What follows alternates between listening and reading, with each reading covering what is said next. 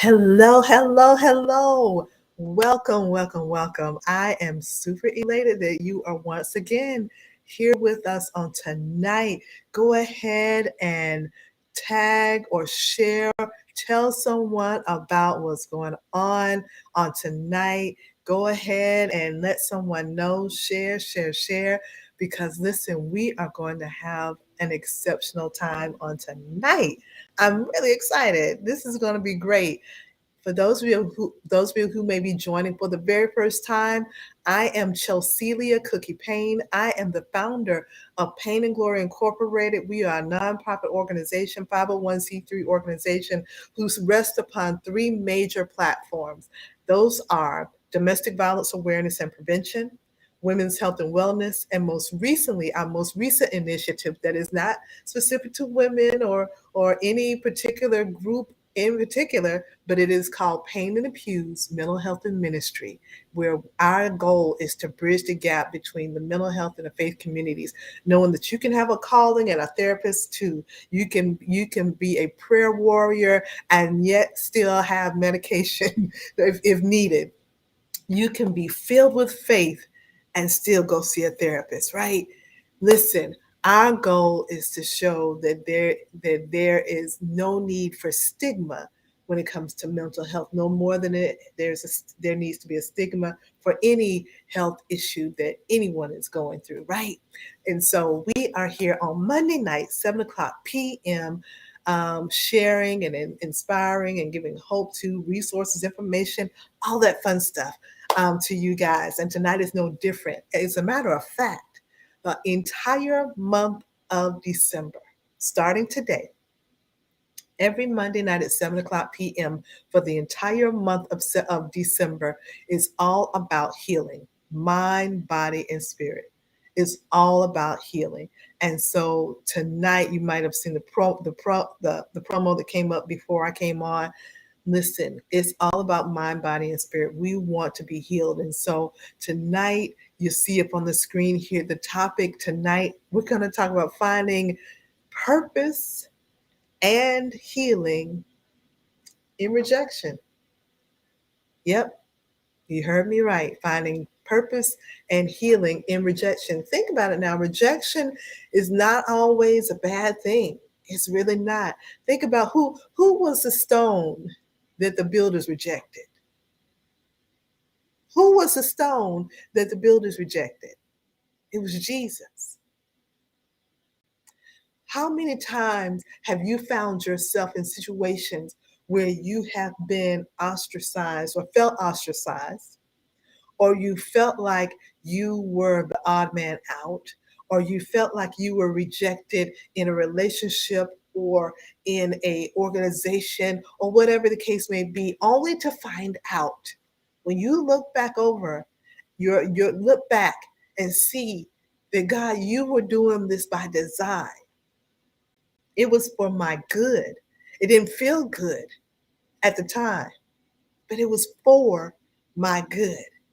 So listen, we are going to have such a good time. Before we dive in, I want to let you know that we are having on the 18th of this month mental health first aid certification training. Listen, if you have not already heard about or know anything about mental health first aid, let me be the first, if you've not heard this before, let me be the first to tell you this is necessary. Just as necessary as it is to know what to do in a health crisis or a person who's going through a medical crisis, it's just as important to know what to do, who to call, what to say, all that when it comes to a person's mental health, especially those of us who serve in ministry. When you're at church and where you may identify something or might not even notice that something is something, right? Because I'm not going to give you all the goodies. You have to be in the training, right? You might not recognize on your job, when a person is going through X, Y, and Z. Or if you do see someone is going through something and not know what to do, It's just as if not knowing how to hold compression on someone who may have cut themselves, right? How not to, it's that serious, right? Not knowing to dial 911 if someone is having chest pains and having a hard time breathing. It's just that serious. So I encourage you, if you've not done so, I encourage you to be sure, be certain to register to be a part of this training. It is an 8-hour training. Lunch will be provided. The materials will be provided. We have an exceptional instructor, Brian Keith Anderson, who's going to come. And I'm telling you, it is not only is it going to be dynamic, it is likely going to bless your socks off. Yeah, it's a training, but it's likely going to bless your socks off. December 18th, I'll make sure that the link is right here for you guys for you to click on. I was going to put it on the screen, but I'll make sure I'll put a shareable, clickable link for you to go to. It's www.mhfirstaid2021.eventbrite.com. And I'll make sure, again, that it's a clickable link right here for you. So listen, let's get into it. As I said, tonight, we are going to be talking about finding the purpose and the healing in rejection. So I came across something that I wanted to share. It's not very long. It's only 12 minutes long. It's not very long at all. But in these few little minutes, I am telling you, it blessed me, and I pray that it blesses you. I want you to listen intently as the man of God shares about rejection. And this, we're going to hear from, again, it's only about 12 minutes long. We're going to hear from Pastor Stephen Furtick of Elevation Church. And listen, I'm not going to take up any more time. I'm going to share this with you guys. So I want you to take note, You've ever felt like buckle in, you and here we go. past your breaking point. So much pressure on you that you didn't know what to do.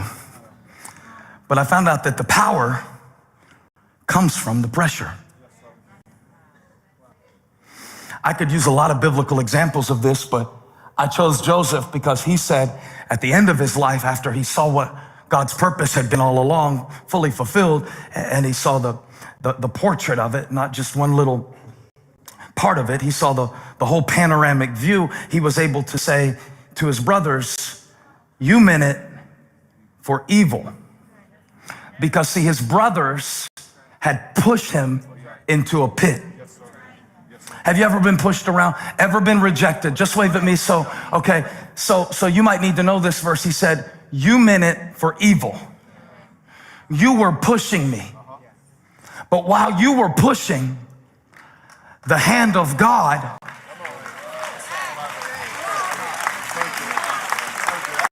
was pulling. He was pulling me. When it didn't go the way I wanted it to, when they talked about me, they were pushing. God was pulling. The hand of God has always been on your life. While people were pushing with one hand, God was pulling with the other.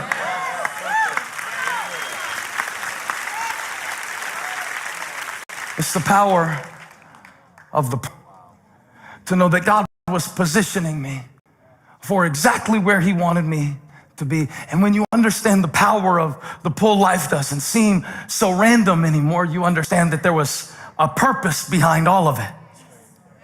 If you look out here, you can't see it, but if you look back, you'll see that your dad didn't make you come to church that night. You thought he made you come to church that night. But it wasn't your dad pushing you to come to church that made you come to church. God was. He used your dad. Your dad's in heaven now. My dad's in heaven now. They're probably eating some carb-free angel food cake to celebrate my birthday together. 37 candles, Jesus' name. But Cody bugged me to get me to church the night I got saved. He was pushy about it too. He showed up in his pickup truck And in my mind, he was being pushy. But while he was pushing me, God was pulling me.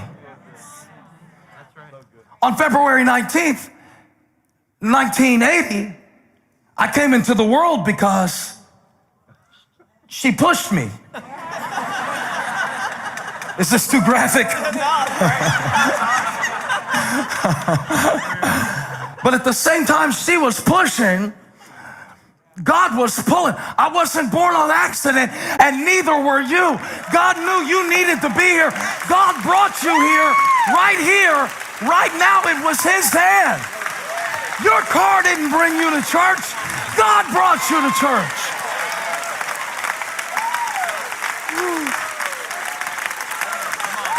Get a bow, get some arrows, and let me give you an object lesson on the way God works. God is pulling you. God is drawing you to himself. God is drawing you into purpose. Yes, sometimes it's painful. Yes, sometimes it feels like you're going backwards. But wait till you see the trajectory of God's purpose. Come on and shout out to God.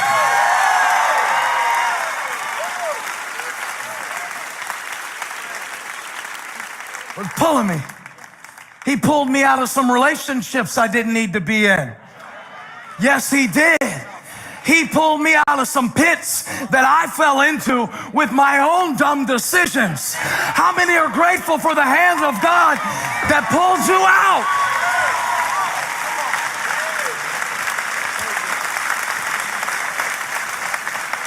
Pulling. He's pulling.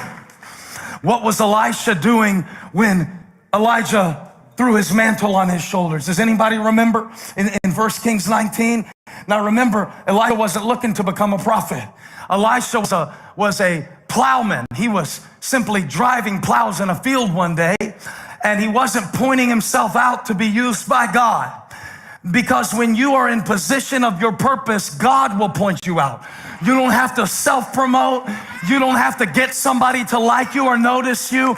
When you are pulled according. See, Elijah wasn't even looking for Elisha until God spoke his name and showed him the exact physical location. I got to calm down, but I'm excited, Landon, because I saw it in an illustration. I realized that what Elisha was telling the king to do with the bow at the end of his life was an illustration of what God had been doing to him his whole life. He was drawing him. He was pulling him. He was pulling him, the power of the pull. And one day, come here, Eric, he's driving. It says that he was driving 12 yoke of oxen. Now, we're going to act this out. You be the ox and I'll be the man of God. Seems appropriate. And I gave him the verse. I be honest with you, I preached the sermon. It's the third time I preached. I haven't preached it like I wanted to yet, and I'm going to get it right this time because I got to go eat some cake, and I can't eat cake until I preach good. Now, watch this.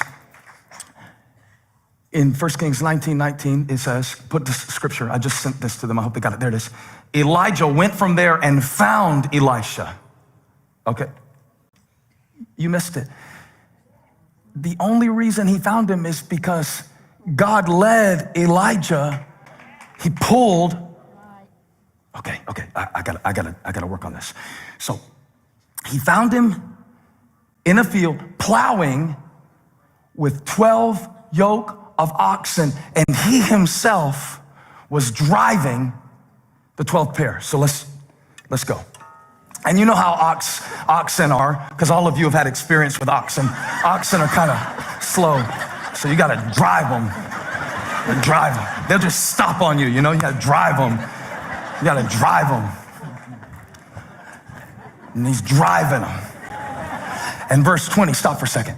In verse 20, it said, you like this. It says that in verse 20, that when Elijah passed by, which represented Elisha's purpose that he wasn't even looking for yet. How many of you weren't even looking for God and he found you? That's my story. I wasn't looking, but he was. And he drew me to himself. And in verse 19, it says that he was driving the oxen. But it says in verse 20, if we can go to verse 20, that Elisha left his oxen and ran after Elijah. So now the one who was driving, just stay there. You're out of the illustration now. Because now the one who was driving is being drawn. The one who was driving the oxen, plowing the field, is being drawn by purpose. And so now Elisha is being drawn into the purpose of God for his life. He's been driving the oxen up until this point, but now the one who had been doing the driving is being drawn. And this is what happens when grace comes into your life. This is what happens when purpose takes its place. This is what happens when you let go of your way, when you stop trying to push, when you stop trying to manipulate, when you stop trying to call your own shots, and you say, Lord, lead me where you want me to go. What you want me to do. He drew me. He drew me. He drew me to himself. He drew me. I had to be in the choir. It wasn't Arturo that recruited me for the choir. It was God. God knew I needed to pastor a multicultural church. How can I pastor a multicultural church if I can't step into the church?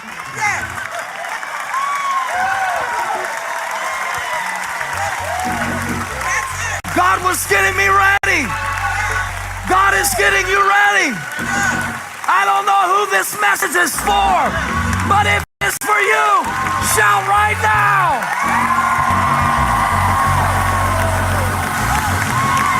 Come on, he's drawing you. He's drawing you. Pull on somebody, say, he's drawing me. He's drawing me.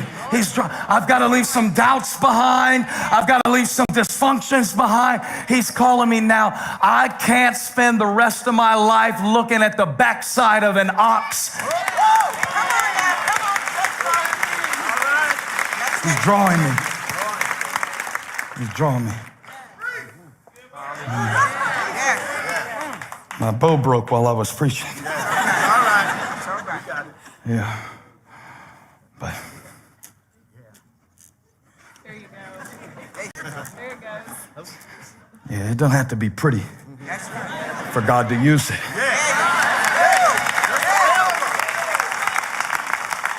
I feel like preaching today. I feel like preaching like it's my birthday. Preach, Pastor!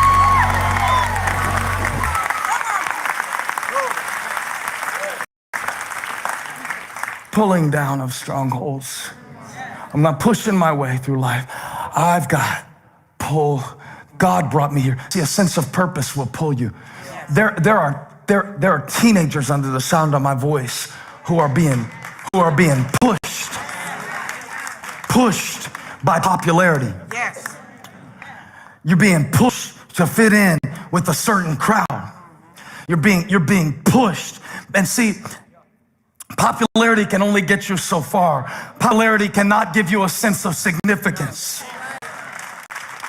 But if you let the purpose of God pull on your life, I'm telling you, God's purpose has been pulling on me all my life so I could be here with you today. He's pulling on you and has always been on you. He was pulling you, directing your paths, even when you wanted to wander. He pulled on you. That's why you're here. Hey, thank you for watching. Make sure you subscribe to this channel. Listen, I know that you were as blessed by this as I was. I'm telling you, there's power in our rejection. There's purpose in the rejection. Did you see how he was given the illustration of the bow being pressed but pulled at the same time? Listen, God has the innate ability to show the beauty in what we go through, even though there was a pulling, there was a pushing as well. And I'm telling you, there is significance in what you deem to be rejection. There's significance in what you deem to be rejection. There is purpose behind what you deem to be something to be thrown away. Your past issues and your past circumstances, and this didn't go the way I wanted it to go, or how I thought it was supposed to go. There's purpose in it. There's purpose in the direction and the route and the way that you had to go. There's purpose in it. I told you that I was just 12 minutes, but that was a powerful 12 minutes because, like I said, this whole month of December, Pain and Glory is dedicating these Monday nights to healing, mind, body, and spirit. And I'm hoping that what was just shared in those little 12 minutes was able to give you something to hold on to let you know that there is power and purpose and healing in your rejection. What you call rejection, God called purpose. What you call rejection, God called purpose. Listen, I'm Chelselia Cookie Payne, founder of Pain and Glory Incorporated and the administrator of this particular initiative, Pain in the Pews, Mental Health and Ministry. Again, I invite you to be a part of Mental Health First Aid that will be taking place on the 18th of this month. Here is the link. I'm going to put it also in the chat, as I said before, so you'll have a clickable link. It is mhfirstaid2021.eventbrite.com. Listen, if I could urge you any stronger or any more emphatically that you need to be a part of this certification training, I would. The importance of this could be the very thing that saves someone's life that you know. In the midst of these past 2 years, we've been in the midst of a pandemic where people have lost not only loved ones to death, but people have lost, they've lost things. They have lost people. They have lost a sense of self. And we are in a place we've never been before. We were disconnected from human contact outside of those who were in our, general proximity in our homes. We were thrust into, a pandemic. Now, keep in mind, people who already were dealing with mental health challenges pre-pandemic. Add that to it, right? And these are people that you sit next to at work, that you worship with at your church, that you employ at your job. What if something happens and you are the very lifeline that they need, but their lifeline doesn't know what to do? Or their lifeline didn't even know they were a lifeline, didn't even know what to do. So if you're not able to come, sponsor someone else. Tell someone else about it. If you can't sponsor someone else, tell someone else about it. Get the word out, because once we're full, we're full. We won't be able to accept any more, but we want to get the people who want to be in. If we've got to move to a larger room, we will do it.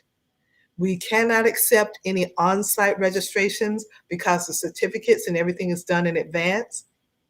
So you'll need to register by or before December 16th.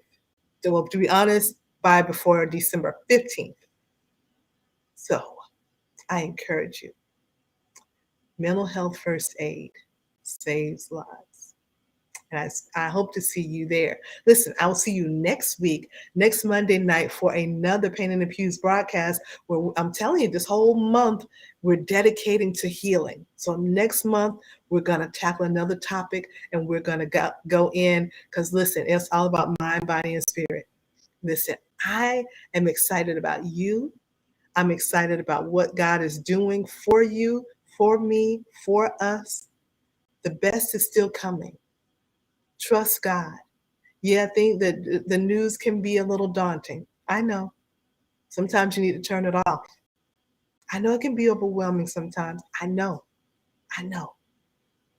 But trust God. And don't forget, What you saw as rejection, God saw as purpose. Listen, I love you guys, and I will see you next week. And don't forget, register. It's over here. Register for mental health first aid. Love you guys.